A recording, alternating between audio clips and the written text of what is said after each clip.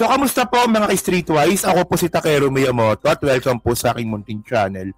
So, mga kababayan, no, sa mga taga-Naga, sa mga taga-Bicol nga po, medyo ingat po tayo kasi nga po pumutok po yung Mayon na naman ngayon. Mayon na naman. Pumutok na naman po yung Mayon volcano. So, ingat po tayo dyan ha. So, speaking of Naga mga kababayan, alam naman po natin na medyo matagal pa yung eleksyon. Tagal pa. Pero syempre habang lumilipas yung panahon, papalapit tayo na papalapit. At alam naman po natin na mayroong posibleng mag-comeback.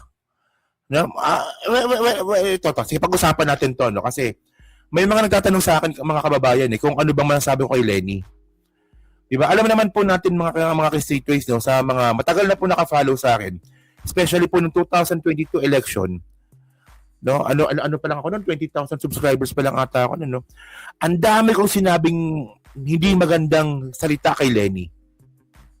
Totoo 'yun. Lahat 'yan sinabi ko na boba, tanga, 'di ba, lutang, lugaw, lahat sinabi ko na kay Lenny. Kasi nga po election po 'yun. Pero after ng election, anong nangyari po nung si Lenny lumaban pa rin, 'di ba? Pumunta sa Amerika. Doon naman nagkalat ng ito Marcos, ano to, magdanakaw to. Marcos, disinformation. Tinira pa rin natin si Lenny kasi parang pakaramdam natin, puta si Isko nga na nakapag-move on na. Si Pacquiao nakapag-move on na. Ikaw hindi pa rin. Pero eventually, nung si Lenny po na nahimik, tumahimik tayo. Kasi part lang ng election yun eh. So alam naman po natin mga babayan no, na kung meron mang posibleng lumaban kay Sara bilang presidente, no, si Lenny po yun. Kung pagbabasehan po natin yung survey. So ano ba masabi ko? Magle-Lenny na ba tayo? Magle-Lenny na ba ako? Di ba? Lugaw pa kayo noon, take. Hindi, pero eventually. Part ng politics lang yan eh.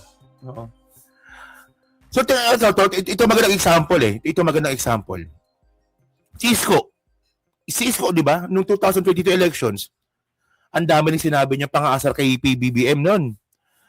Pero nung natapos na yung eleksyon, sabi ni Isko, nakapagsalita ng mga tao.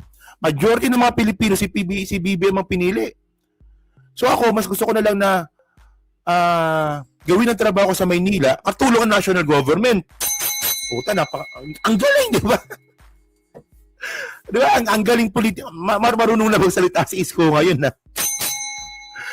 Pero alam niyo maraming nagsasabi nga daw po na yung ito bali-balita natin na mukha daw pong ang binibidlap ata ni PBBM dito si Isko sa 2028 elections. Nagsasabi na ganon. Sabi naman ng iba, posible si Lenny. Kasi because of winnability. Ayun ang sabi. Okay. So ngayon, ang malupit dito mga kababayan, no? Ang haba ng intro ko, visit na yan. So ito sa DZMM, sabi dito, no? Malaman ang mga salita ni Vice Ganda. Alam niyo naman, pag Vice Ganda, di ba? Nakaka-impluwensya din po yan kahit papaano. Medyo malaking impluwensya ni Vice Ganda. Di ba? Oh, asawa ko nga, maka-Vice yun eh. Ako hindi. Malaman ang mga salita ni Vice Ganda nang magbigay siya ng mensahe kay Naga City Mayor Leni Robredo sa launch ng bagong tourism branding ng lungsod. Diba? Sinabi ni Vice Ganda na nahanda siyang tumugon basta tawagin lang siya ni Robredo. So nauna nang sinabi ni Robredo na hindi siya tatakbo sa 2028, no? Nauna nang sinabi ni Robredo na hindi siya tatakbo sa Panguluhan sa 2028 habang nagsabi na si BP Sara Duterte natatakbo siya sa 2028 sa kabila ng kinakaharap niyang impeachment complaint sa Kamara. Okay. So ngayon, kung si Lenny po yung number 2 sa survey, ang number 3 naman po si Tulpo, si Erwin Tulpo. So, ito kasi kami napag-uusapan na namin, kami mga vlogger na to, napag-uusapan na namin yan eh. So may mga vlogger po tayo, mga kaibigan ngayon, na sila po, makatulpo sila. Ayaw nila kay Lenny kasi nga raw babae. No, because of their beliefs, di ba, ganun. So, ano ba tayo? ano ba gagawin natin dito? Sige, ito pag-usapan natin yan. Sige. Okay. Ano So ito yung video nga po ni Lenny tsaka ni Vice Ganda, no? Panoorin natin to. Alam nyo, ako gusto ko si Gibo, Ito. Wait lang. Puntahan at pupunta. Ito sinasabi ko mga kababayan eh. Ako gusto ko si Gibo. Kung meron mang presidentiables talaga na talagang kung qualifications lang yung pag-uusapan natin, Gibo talaga. Gibo, sa totoo lang Gibo talaga. No? Marunong sa corporate, marunong sa negosyo, mayroong experience sa public service, no? Tapos matalino. Gibo talaga, mga kababayan, Gibo. Na Trillanes, di ba? Gibo Trillanes ang tanong dito. Kung makakalaban niya ba si Sara, mananalo ba siya? Di ba? Hindi, ayun ang tanong dito eh. Kung si Gibo, kung lalaban siya, sa tingin niyo ba mananalo siya? No? Well, may posibilidad kung siya yung tataas na kami ni PBBM. Kasi merong merong makinarya eh. Tapos tutulong lahat tayo, no, para kalabanin si Sara. So medyo medyo mabigat na yan na trabaho 'yun, di ba? So tingnan natin, no? Gibo talaga ako. Oo. So ngayon mga kababayan, no, ito panoorin na natin tong statement nga po ni Vice Ganda, no. Ko kayo. Masaya akong naririto. Wait. Ano mang mangyari, pupuntahan ko kayo. Masaya akong naririto. Lahat ng panawagan niyo sa amin, didinggin namin. Sana dinggin mo din ang panawagan namin.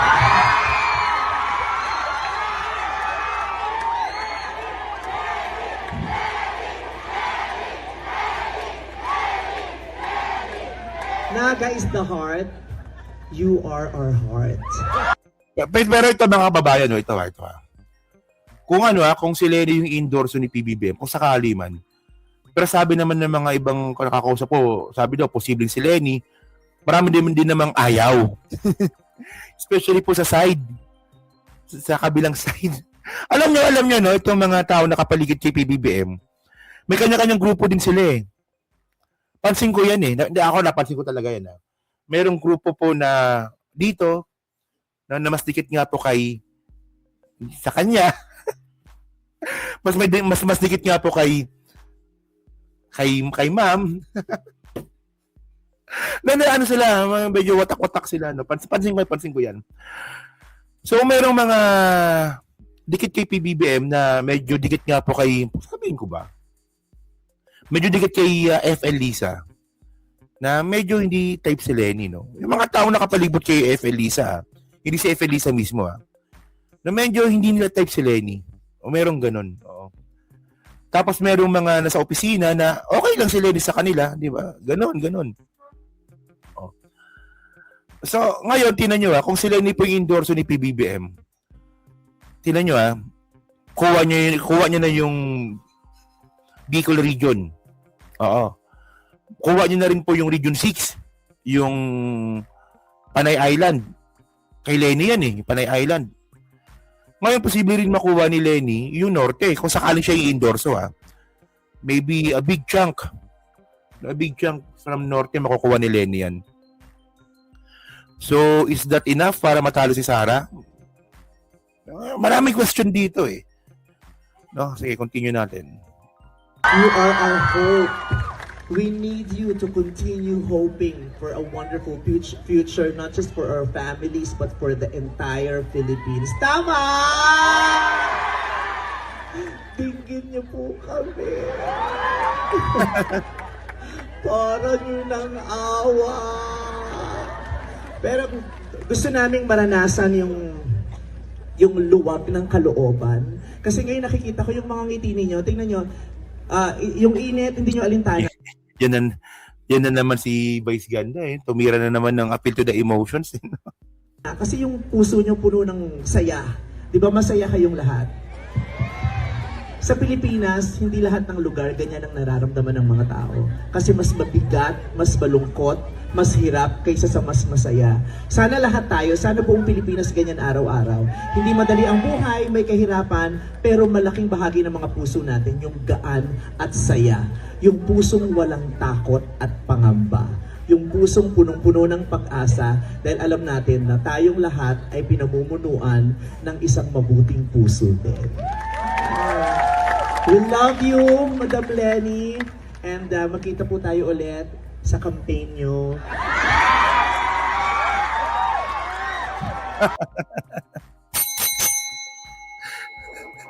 Good job, Vice. Galing. Magaling si Vice sa ganyan eh, no? Si Vice ganda. No? Baka yung ibang mga tao ayaw kay Vice, pero si Vice magaling sa ganyan eh. Yung mga ganyang klase mga setup ng salita.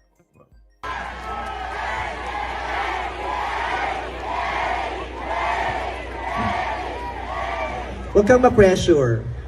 Next year pa tayo mag-a-announce. For now, i-enjoy muna ni Madam Lenny ang Naga. Tama, deserve nyo naman yon, diba? Hindi niya yun iniisip ngayon kasi bilang mayor, talagang ang utak niya, ang puso niya, ang katawan niya, nakadevote sa inyong lahat dahil pinangako at sinumpaan niya ito hanggang matapos yung kahuli-hulang oras ng kanyang termino bilang mayor ninyo. Pero pagkatapos doon, promise po, magpapakalalaki ako, tumakbo ka lang ulit.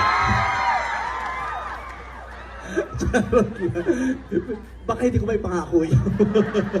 Charot lang. Again, thank you very much, Madam Lenny. I love you very much. Ay, okay na yan. Okay na yan, Vice. Okay na yan. So, paano ba to? Paano ba natin sasabihin to mga kababayan? No? Okay, sige. Ganito yan. Okay. Alam nyo, no, kung pag-uusapan lang natin yung 2028 elections, kung si Sara Duterte po may impeach, wala tayong dapat pag-usapan. Kanya-kanya na po tayo. Tama, di ba? Ito yung point natin dito. Ito yung point natin. Tito Vice, ayun pala, kala ko, Tito Vice, ano pala, Vice ganda pala. Ito for example, si Sara Duterte, na-impeach. Kanya-kanya tayo. Oo. Pwedeng Maggibo, Risa Hontiveros, Lenny, Tulpo. Oo, kanya-kanya tayo. Di ba? Ang usapan nga natin dito, kahit sino, wag lang DDS. Kahit sino, wag lang Duterte, wag lang Bongo, kahit sino. Pero mga kababayan mo, no, kung si Sara po, hindi po may impeach at harangan na naman ng Supreme Court. Kung si Sara po, hindi po may impeach dahil hinarangan po ng mga gagong mga DDS po sa Senado. Ang kailangan natin dito mga kababayan, no, matalo si Sara. Matalo si Sara. So, sino ba ang posibleng tumalo kay Sara? Kung sino po yung malapit kay Sara sa survey. Di ba? Wala namang ipilit natin yung gusto natin at deserving kung di naman mananalo. O for example, kunwari, malapit ng eleksyon. Si Sara number 1 pa rin, number 2 pa rin sa survey. Ngayon, pag si Lenny po yung malapit, Magdaleni talaga ako. Kung si Tulpo po yung mas malapit, edi kay Tulpo tayo. Kung si Sentry po yung mas malapit kay Sara, kay Sentry po tayo. Kung sige bo. Basta kung sino po yung malapit sa survey nga po, doon po tayo. Para lang po, wag lang po manalo si Sara ulit. So ayun yun. Pero kung may impeach po si Sara Duterte, edi kanya-kanya tayo. Di ba? Kaya pwede kayong magtulpo, pwede kayong maggibo. Kanya-kanya tayo. Pag si Sara nag-impeach. Pero pag hindi po na-impeach si Sara, siguro naman, wala tayong ibang choice kundi piliin kung sino po yung pinakamalakas na kalaban ni Sara po bilang presidente. Malupit talaga yung Davao, hindi lang Davao pala. Malupit po talaga yung Mindanao, mga kababayan, tandaan nyo. Yung Mindanao, mga kababayan, grabe po, no? Majority po talaga ng mga taga Mindanao, Duterte. Isipin mo yun, pinakamalaking isla sa Pilipinas. Kuha ng Duterte, doon pa lang, alanganin na tayo meron pa tayong Pambari 4 na taga Cebu, na DDS din. Rich vote din po yun, yung Cebu. Baka makuha din po ni Sara. So mas malaki. Mas malaking boto. Ayan oh. So yun ang point natin. Huwag lang DDS. Ito medyo lang natin, no? Medyo magkaroon lang tayo ng ng pag-uunawa sa posibleng mangyari. Sige. Si Sara hindi po na-impeach. Tapos ipipilit natin yung kandidato na hindi naman po, na malabo naman manalo. For example, si Ninong, si Ninong Martin kunwari, di ba? Alam naman natin na medyo nasa baba talaga si Ninong Martin. For example, ganun. Si Sara po, hindi na-impeach at nagna-number 1 sa survey. Alam namang ipilit natin kung sino yung gusto natin na malabo naman manalo. So tandaan na natin yung prinsipyo natin. Kahit sino, wag lang si Sara. Kahit sino, wag lang Duterte. Kahit sino, wag lang si Bongo. Buwaka ng inang yan. Di ba? Diyos ko, babalik tayo sa dati. Papayag ba tayo ng ganun? Tangan nito ng Jake Magnus, nandito pala, no? Gusto niyo bumalik tayo sa dati? Ayaw nyo rin kay Bam? Talaga? Di ba? Ayaw nyo rin? Okay. Oy, ninong ko yan, si Ninong Martin. Oo. Yan. Basta wag lang Duterte, wag lang si Bongo. So ngayon alam naman po natin, no? Kasi ito Diba tayo dito? Ito pala, no? So tingnan nyo, kung pag-usapan naman po natin yung yaman, no? Kung kukumpara natin yung yaman ni Sara kay Lenny, yun yung kay Lenny, no? Former Vice President and now Naga City Mayor Lenny Robredo had a net worth of 15 million when she stepped down from the office in June 2022, 4.5 million higher than the declared net worth then she began her term in 2016. Tingnan nyo puta mayaman pa si Mike Cervera dito, 15.5 million lang pala yung asset ni Lenny. Kukumpara mo kay Sara, na 88 million daw, pero may mga bank transactions na umaabot na 6.6 billion pesos. Utang na yan. Sino mo maniniwala dyan kay Sara? Bobo lang maniniwala dyan sa gago na yan. Parang ito, tinan nyo to bank secrecy can't shield wealth in impeachment probe. Alam nyo mga kababayan, no? Ito yung malupit dito Ngayon po, ginigipit ngayon na mag-asawang Sara Duterte, no? Kasi si Sara at si Mr. Duterte, si Manscarpio, no? Pinagdidiskitan nila ngayon yung AMLAC, yung BSP, di ba? Pati po mga congressman, kasi nga po, nabisto po sila doon po sa mga bangko. Tingnan ninyo mga kababayan, no? Malinaw naman po mga streetwise na kapag mayroong impeachment hearings, pwede pong buksan ng mga congressman yung mga bangko kahit sino man yan. Nagtataka nga talaga ako dito sa putang ng DDS na to Tingnan nyo pinipilit nila na huwag mabuksan yung bangko. Ginagamit nila yung technicalities. So ano ba tinatago ninyo? At malinaw naman mga kababayan, bago pa magsimula po itong hearing ng House, malinaw naman po talaga na pwedeng buksan ng Committee on Justice yung mga bangko na yan kapag meron po impeachment hearing. Hindi ko alam ba't didimanda itong mga to, no? Hindi ko talaga, hindi ko talaga gets So, tingnan nyo so anong na-discover natin? Si Sara merong 6.6 billion na bank transactions. Si Sara meron pong mga pera na hundreds of millions na galing pa kay Sammy Uy. Doon pa lang impeachable offense na dapat yun. At doon pa lang mga kababayan, dapat nga po, meron ng hold departure order yan si Sara. Ang dami niya ng atraso sa atin bagdanakaw. Di ba? 448 million na pinapabalik. Mamamatay tao, papatayin yung presidente. Tapos pagpampayangan pa kay Jagger. Di ba? So, yan ang point natin. Dapat po kung meron hold departure order, dapat si Sara yun. Kasi dito pa lang yung pagbukas pala ng bank secrecy doon, dami na natin nalaman So ganun lang yun. Lalang. Feeling above the law. O tinan nyo ito mamaya, ito, mas malupit yung topic natin na kasunod, no? So, kayo mga babayan, so kayo po, no? Syempre, dahil nga po na alam naman po natin, no, na si Sara po tsaka si Lenny po yung mga malupit nga pong maglalaban sa 2028 elections, kung mangyayari, ha? So, ano masabi nyo nga po dito, no, sa yaman nga po ng mga Duterte kumpara nga po kay Lenny? Tinan nyo kay Lenny, 15 million.